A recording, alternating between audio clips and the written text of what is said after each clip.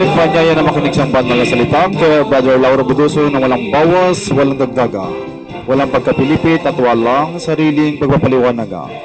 Ang ating pag-aralan sa araw na ito ay patungkol sa bakla at tumboy. Kung saan ba ito nanggaling? Kung paano sila nagkaroon ng mga ganitong mga bagay. Kaya ating alamin, ating pag-aralan, ating pagbulay-bulayin ang mga salita ng Panginoon para ating maalaman ang mga katotohanan na nagaling po sa salita ng Panginoon. Sa araw nito, ating pong basahin sa Roma chapter 1 verse 20 to 28. Kung bakit saan ba ito mga nanggaling mga bagay na ito. So, magbasa po tayo sa Roma chapter 1 verse 21 to 20. Oo. 21 to 28. Ayun. Sorry. Tandaan ko. Sapagkat kahit kilala nila ang Diyos, siya'y hindi nilawalhati nilang tulad sa Diyos, ni pinasalamatan, kundi bagkus ni walang kabuluhan sa kanilang mga pagmamatuwid, at ang mangmang nilang puso ay pinapagdilim. Yun dito. Ang mga nangagmamarunong ay naging mga mangmang. 23. At pinalitan nila ang kalawalatian ng Diyos na hindi nasisira ng isang katulad ng larawan ng tao na nasisira at ng mga ibon at ng mga hayop na may apat na paa at ng mga nagsigapang. Dahil dito'y sa karumihan ng mga pita ng kanilang mga puso ay ibinigay sila ng Diyos sa kahalayan upang alisan nila ng puri ang kanilang mga katawan sa kanilang sarili. Sapagkat pinalitan nila ang katotohanan ng Diyos ng kasinungalingan at sila'y nagsisamba at nangaglingkod sa nilalang kaysa lumalang na siyang pinupuri magpakailanman siya nawa. Dahil dito'y ibinigay sila ng Diyos sa mga mahalay na pita, sapagkat pinalitan ng kanilang mga babae ang katutubong kagamitan nilang nalalaban sa katutubo. At gayon din naman ang mga lalaki na nang iwan na ang katutubong kagamitan sa mga babae ay nangagningas sa kanilang karumihan ng pita ang isa't isa, na gumagawa ng kahalayan ang mga lalaki sa mga kapwa lalaki at tumatanggap sa kanilang sarili ng kagantihan ng kanilang pagkakamali. No? Bakla tumboy, no? 28. At palibas ay hindi nila minagaling na kilalanin ng Diyos, ibinigay sila ng Diyos sa isang mahalay na pag-iisip upang gawin niyaong mga bagay na hindi nangararapat. Oo, dahil pinalitan nila ang Diyos ng ribulto, kaya pinalitan din ng Diyos ang kanilang puso, no? Na dapat ay ang Diyos ang kanilang purihin, no? Babasahin ko ulit, no? 21 to 28. Sapagkat kahit kilala nila ang Diyos, siya'y hindi nilawalhati nilang tulad sa Diyos, ni pinasalamatan, kundi bagkus ni walang kabuluhan sa kanilang mga pagmamatuwid, at ang mangmang nilang puso ay pinapagdilim.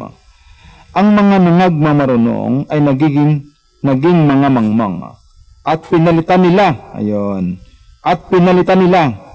ang kalawalatian ng Diyos na hindi nasisira. Hindi dapat ang kalawalatian ng Diyos hindi nasisira. Ano ipinalit nila? Ulitin ko. At pinalitan nila ang kalawalatian ng Diyos na hindi nasisira. Ano ipinalit? Ng isang katulad ng larawan ng tao na nasisira. Ng ribulto. No, basahin natin mamaya sa magandang balita, Biblia. Yung isinalin ng mga Katoliko, no, na may pirma ni Cardinal Sen. Basahin natin mamaya. At pinalitan nila ang kalawalatian ng Diyos na hindi nasisira ng isang katulad ng larawan ng tao na nasisira, at ng mga ibon, ng mga hayop na may apat na paa, at ng mga nagsigapang. Dahil dito'y sa karumihan ng mga pita ng kanilang mga puso, ay ibinigay sila ng Diyos sa kahalayan. Anong layunin? Upang alisan nila ng puri ang kanilang mga katawan sa kanilang sarili. Sapagkat pinalitan nila ang katotohanan ng Diyos ng kasinungalingan at sila'y nagsisamba at nangaglingkod sa nilalang kaysa lumalang. Yun, sa ribulto sila naglingkod, dapat sa lumalang, no? Kasi ang ribulto nilalang yan Ginawa yan, nilalang yan.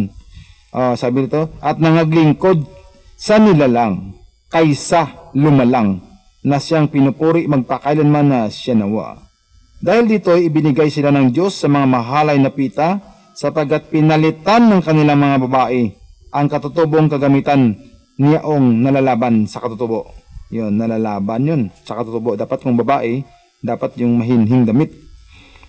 Sabi nito, dahil dito ibinigay sila ng Diyos sa mga mahalay na pita sapagkat pinalitan ng kanilang mga babae ang katutubong kagamitan niyaong nalalaban sa katutubo. Yun, no? Kasi tumboy na siya, no? Dahil sa ribulto. Kasi pinalitan mo yung Diyos ng naglingkod ka sa nilalang kaysa lumalang. Dapat sa Diyos ka No? At 27, at gayon din naman ang mga lalaki na nang iwan na ang katutubong kagamitan sa mga babae. Yan, no? Nagdamit babae na siya at nangagningas sa kanilang karamihan ng pita ang isa't isa na gumagawa ng kahalayan ang mga lalaki sa mga kapwa lalaki. Yan. At tumatanggap sa kanilang sarili ng kagantihan ng kanilang pagkakamali. At palibas ay hindi nila minagaling na kilalanin ang Diyos. Ibinigay sila ng Diyos sa isang mahalay na pag-iisip upang gawin niya ang mga bagay na hindi nangararapat. Yan. Kasi pinalitan mo yung Diyos ng larawan ng tao. Tingnan natin yung magandang balita, Biblia, yung may pirma ni ayan, tingnan natin ito. Yan. Yung to salin salin ng Katoliko. Nihilabstat, Messenger, Jose Abriol, Sensor Diputados, Mayo, 17,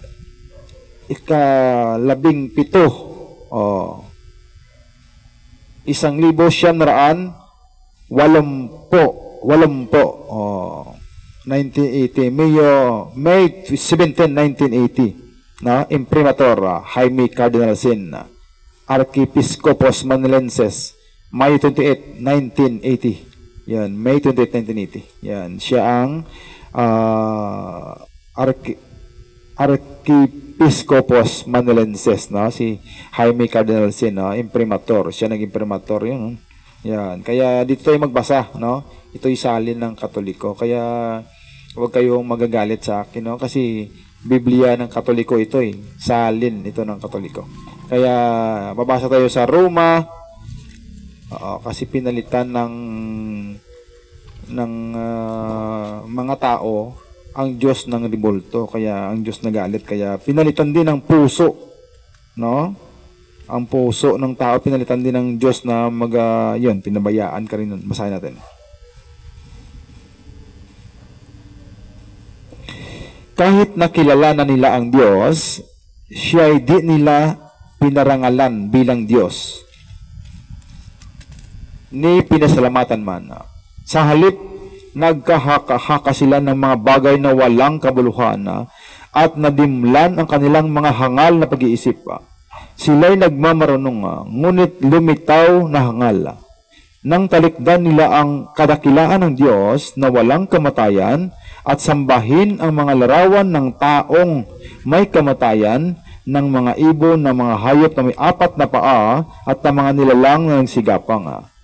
Kaya hinayaan na sila ng Diyos sa kanilang maruruming pita hanggang sa magumon sila sa paggawa ng kahalayan sa isa't isa. Tinalikdan nila ang katotohanan tungkol sa Diyos at pinalitan ng kasinungalingan. Sinamba nila at pinaglingkuran ang nilalang sa halip na ang lumalang. Ayun, pinalitan nila ng ribulto ang Diyos, no? Na siyang dapat papurihan magpakailanman. Amen. Dahil dito'y hinayaan sila ng Diyos sa mahalay na pita. Ayaw nang makipagtalik ng mga babae sa mga lalaki. Sa kapwa babae na lamang sila nakikipag-ugnayan. Gayon din ang ginawa ng mga lalaki. Ayaw nang makipagtalik sa mga babae, kundi sa kapwa lalaki. na rin sila na humaling. Ang ginagawa ng mga ito'y nakahihiya. Kaya't hindi nila maiwasan ang parusa sa kanilang lisyang gawain.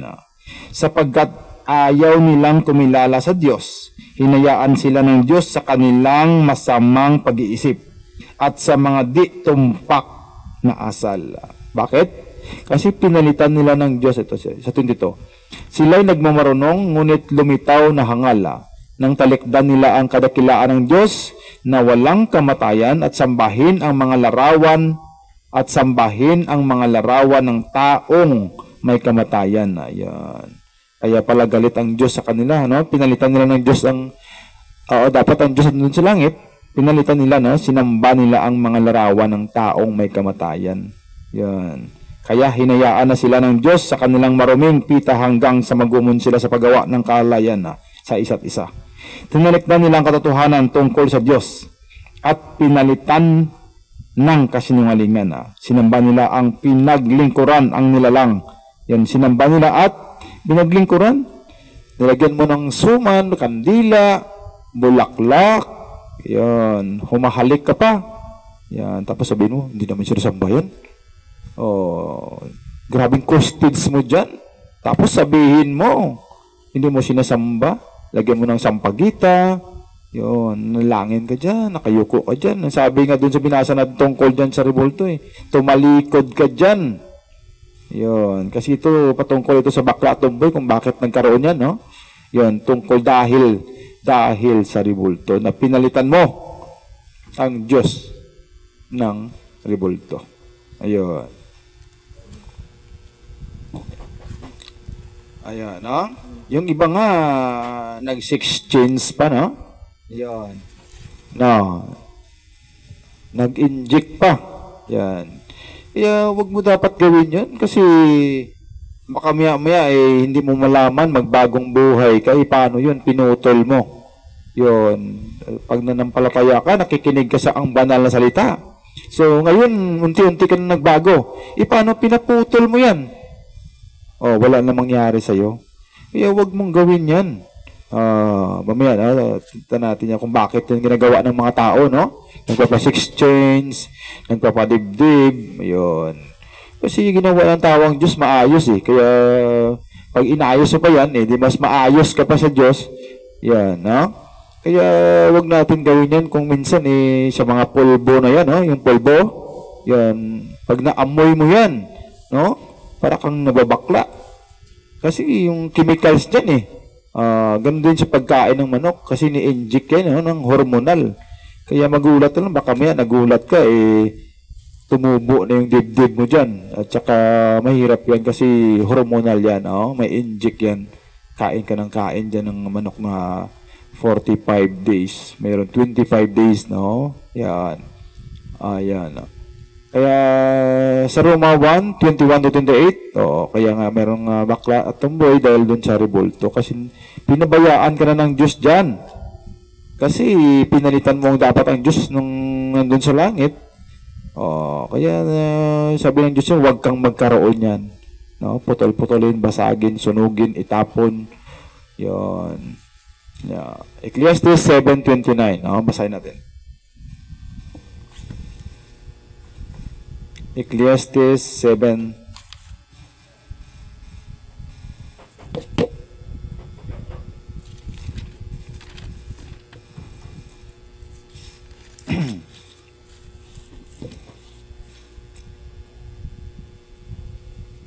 Narito ito lamang ang aking nasumpungan na ginawang matuwid ng Diyos ang tao.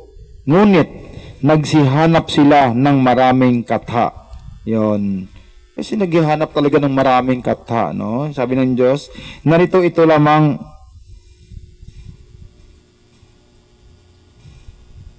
sinabi niya, narito ito lamang ang aking nasumpungan na ginawang matuwid ng Diyos ang tao. Yon, ginawang matuwid ng Diyos ang tao. Ngunit ano? Ngunit nagsihanap sila ng maraming katha. Yun, no? Ganito talaga yung ganito. Magpaputol tayo, ganito.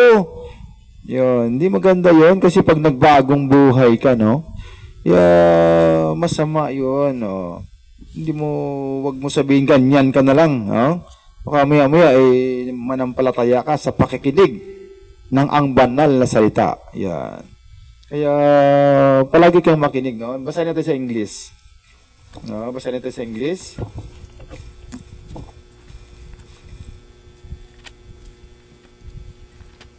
Ecclesiastes 7:29.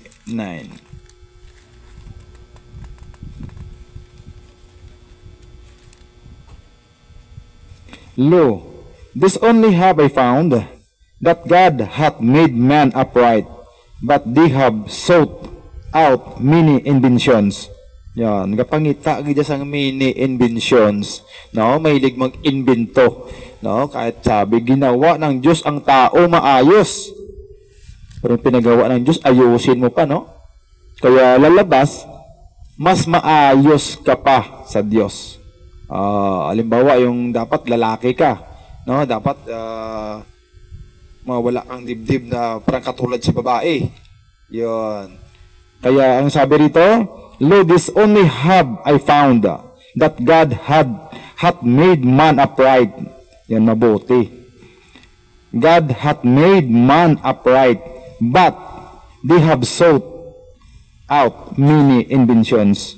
Yan, kapangit. Naghahanap talaga ng maraming katha, Naghahanap talaga ng maraming mahilig mag-imbento, Kahit na tama na yan, hindi, ayusin natin yan, Parang sabi ng Panginoon, narito, Lo, ito lamang ang aking nasumpungan na ginawang matuwid ng Diyos ang tao. Yung matuwid na yan, tama na yan. Ngunit nagsihanap sila ng maraming kata. Aayusin mo pa, Aayusin mo pa yung ginawa ng Diyos na mabuti. Yon.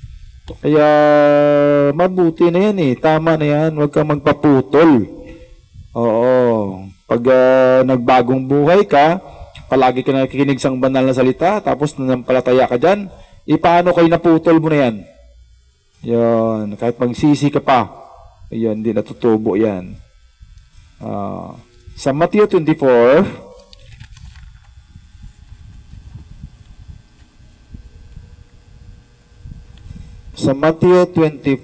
verse 37.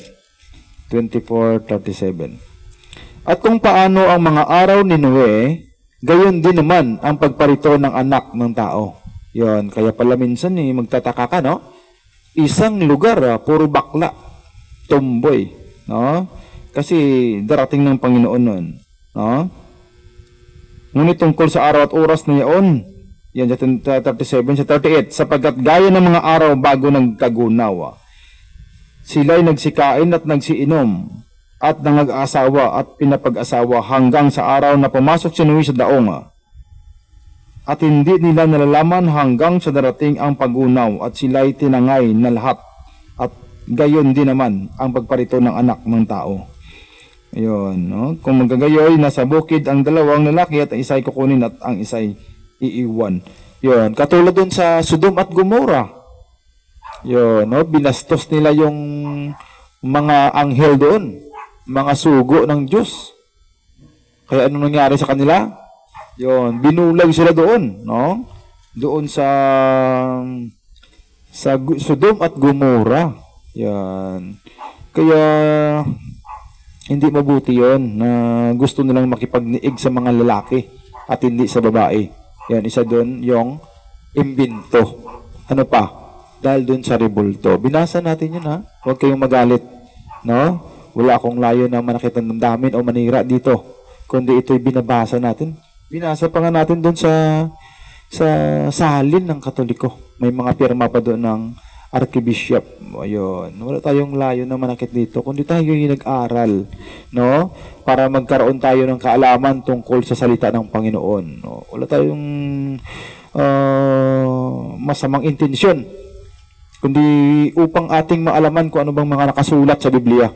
Hindi natin ito pinagsalisalita lang dito. Atin itong binabasa. Yan, Kaya, bakit may baklat, may tumboy? Yan.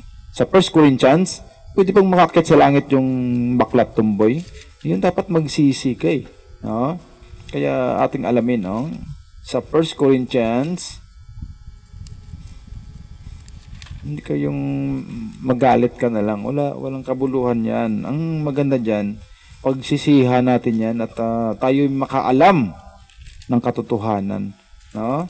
Upang tayo'y mangaligtas, upang tayo magbagong buhay. Yan. Sa 1 Corinthians chapter 6 verse 9 and 10. O hindi ba ganinyo nalalaman na ang mga liko ay hindi nagsisipagmana ng kaharian ng Diyos. Hindi magsisipagmana ng kaharian ng Diyos. Huwag kayong padaya. Kahit ang mga makikiapid, mga liko yan.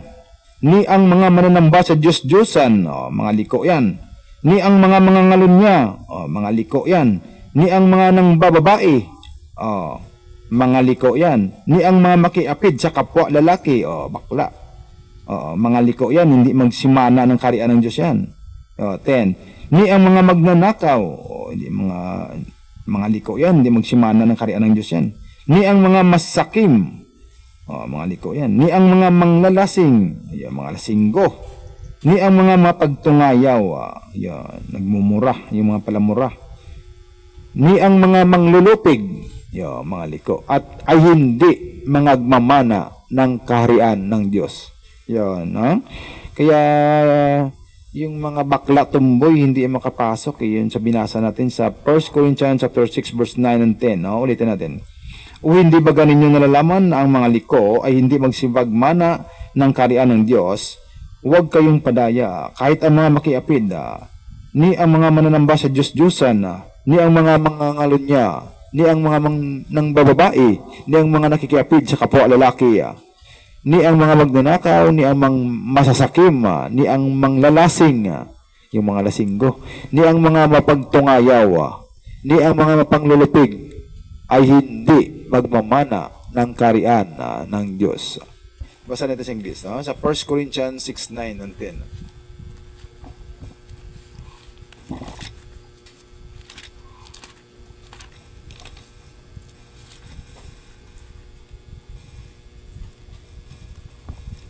First Corinthians chapter 6 verse 9.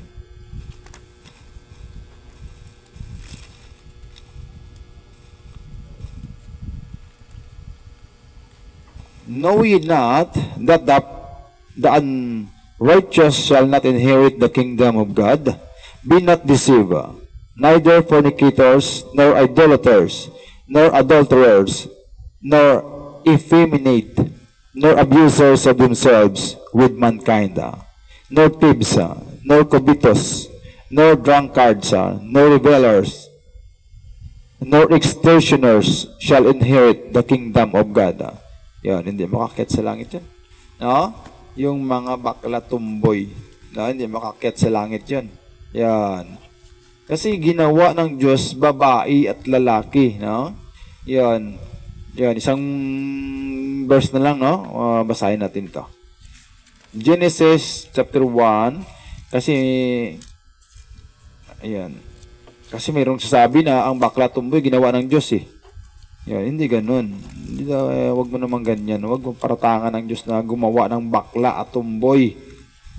Yan, hindi ko magkali. Si brother talaga. No? Yan. Ito. Kaya makinig kayo dyan, kay brother. Parang sinabi ito, limutan ko lang yun, na ginawa ng Diyos yung bakla tumboy. Wag naman ganyan, Wag mo nang paratangan ng Diyos na gumawa ng bakla tumboy, Yung brother talaga, Kaya ito sa Genesis chapter 1 verse 27.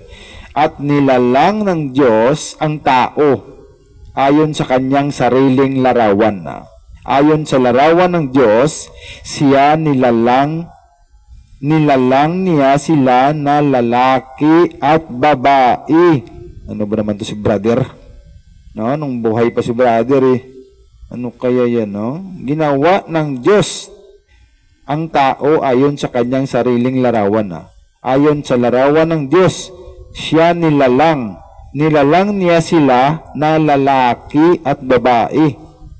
Mahilig talaga mag-invento ito si brother. Hindi ko na lang yan ni-record. Baka naman Mabiyaan mo lang si brother. Kasi wala naman siya eh. Pero kaso yung mga aral niya nandun pa rin. No? Dapat talaga sanang sawatain yung mga yun, no? Kaso lang eh, sige lang, no? Baka maya eh, ayun. Kaya ulitin natin, no? Kaya huwag kang magpa-six chains, no? Huwag kang magpa-six kasi baka maya eh, palagi kang nakikinig sa salita ng Panginoon, no? Sa ang banal na salita, no? At saka nanampalataya ka. Nagbagong buhay ka. Ayun. Kaya, huwag mong gawin yan. Oo, kasi nilalang ng Diyos, no? Ang sabi rito, at nilalang ng Diyos ang tao ayon sa kaniyang sariling larawan. Yan, sa larawan ng Diyos, no? Kaya huwag mong paratangan, no? Si brother talaga nung buhay pa, no? Ayon sa larawan ng Diyos, siya nilalang. Nilalang niya sila na lalaki at babae. Yun. Ano kaya to si brother, no? Kaya, parang sinabi niya doon sa record niya, nilalang niya ang bakla. Ano ba naman yun? Kaya, gano'n, no? Kaya, bakit may bakla tumboy? Ulitin natin, no? Dahil sa ribulto, no? Sa Roma chapter 1 verse 21 to 28. Yan. Ano pa? Dahil sa imbento, no? Ginawa ng Diyos ang tao mabuti, pero nagsihanap ng maraming imbento. No, mag-imbento. Ano kaya kung ipaputol ko to? Yun, ano kaya yan, no? Yun, kung minsan nga, yung lalaki, 1:10, no? Yung proportion, no? Ano ba tawag dyan? Yan, isang lalaki, 10 babae. Yun, paano pa kayo marami pang bakla? Kasi darating na yung Diyos. Yun ang mga sign. Yan, na darating na ang Panginoon. Katulad sa days of Noah, no? Sa Sodom at Gomorrah. Yan. Alam mo na kasi minsan makikita mo isang lugar, no? Halimbawa, isang palengke. Puro marami ng mga malilit na bata. Makikita mo talaga na mga tumboy at saka bakla na yung mga dami nila, no? Kasi darating na talaga ang Panginoon, no? Sa 1 Corinthians, chapter 6 verse 9-10, na ang bakla tumboy hindi ay magmamana sa kaharian ng Diyos. Yan. Kasi sa Genesis 1:7, ginawa ng Diyos ang tao ayon sa larawan ng Diyos, sa sariling larawan niya, no? Kaya sabihin to, at nilalang ng Diyos ang tao ayon sa kanyang sariling larawan. Ayon sa larawan ng Diyos niya, siya nilalang niya sila na lalaki at babae. Yun ang dapat mong sampalatayanan. Huwag naman yung invento, gaya-gaya ka doon sa kabila. No? Pag nakita mo parang, minsan may kasalanan din dyan, no? Yung mga kapatid na babae, no?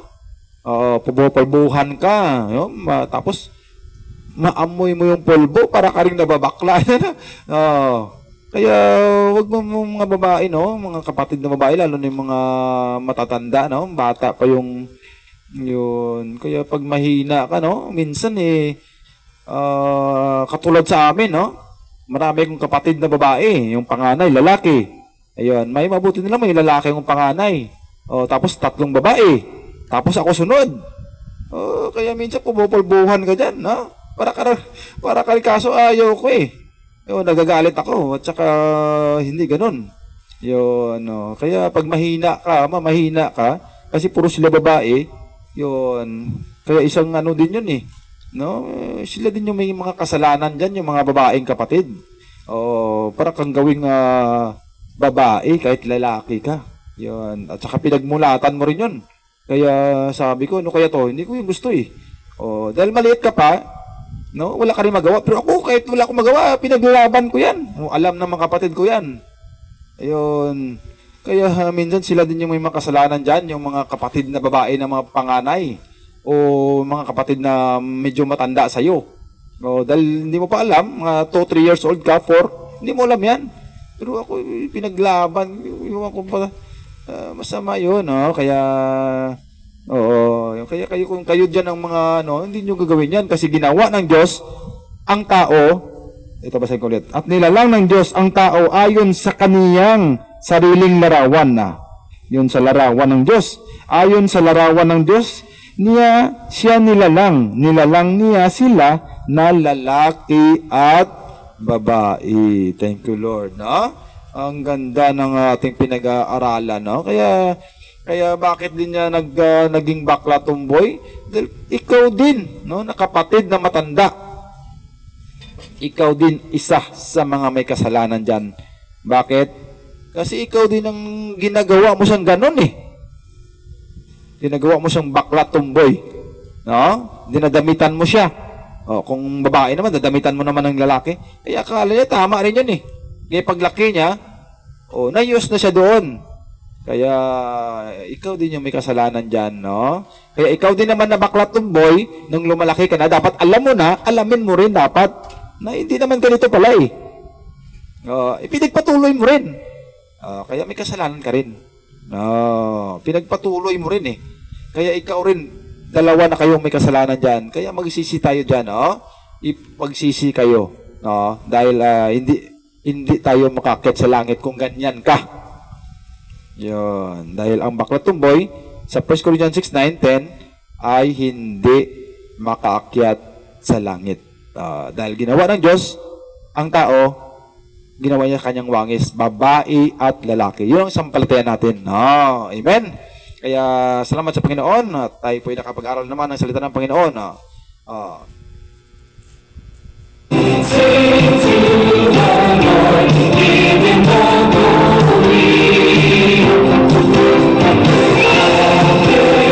Yes, once again, mga minamahal, salamat sa Panginoon. In the Church of Jesus Christ, the Lord and Savior, Sabia. God bless everyone. God bless Palapensa. Always smile, always remember, Jesus loves us.